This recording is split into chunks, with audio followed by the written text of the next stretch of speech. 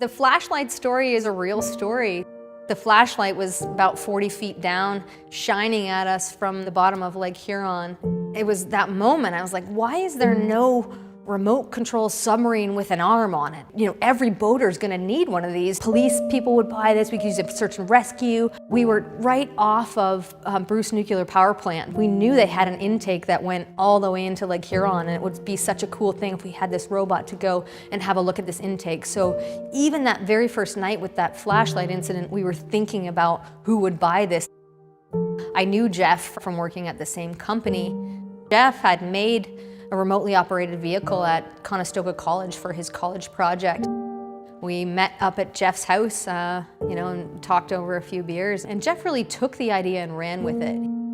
From 2009 to 2011, that's when we were going through the process of drawing and building and iterating and coming up with something that was really commercial ready. And that's when Jeff was in 2011 over to Norway. There wasn't a lot of ROV companies back then in our size class that were going after that market. He made a lot of those initial sales in that grassroots, take it out of the box and show it off way. We knew about underwater intervention. That was the place where people who had, real science, real equipment, they had real technology that was taken seriously. The show opened and people started coming to our booth, and they were telling us how innovative this was and how we were attacking the problem of underwater exploration in a completely novel and new way. We weren't afraid to get out there, and we traveled the world. There's always a fever when you first start a company, and it's very much about you, and it's about your product, and it's about the customers. And then as soon as you hire other people to work for you, they become the most important thing. They're buying into your dream. I feel that we have a family at Deep Trekker where each and every person is invested in what they're doing, and they take their own skill set and apply that 100%. From the very beginning of Deep Trekker, we knew that we could surround ourselves with people who were smarter and better than we were. And we've tried over the last decade to allow people to let their expertise and their ideas be heard. And I truly believe that has allowed us to make the innovations and the quality products that we have today.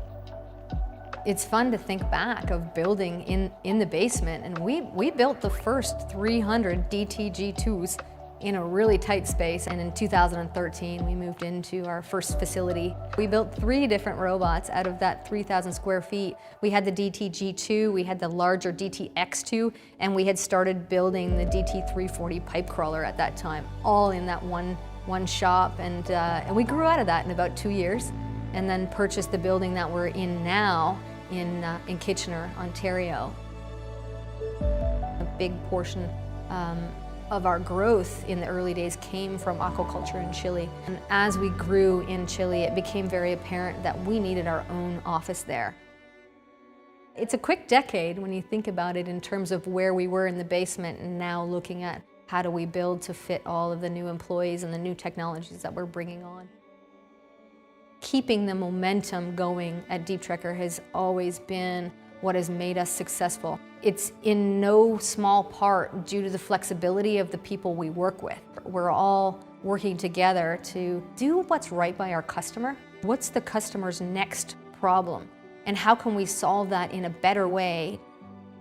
2020 really showed me that it's important to be open and to be flexible. The next 10 years at Deep Trekker is going to be filled with pivots. It's going to be filled with moments where we think we have the perfect plan and something is going to change that completely. I maybe can't tell you what the next product that we're going to build or what the next innovation might be, but I can tell you that it will be built with the voice of the customer in mind and with the input of the entire Deep Trekker family.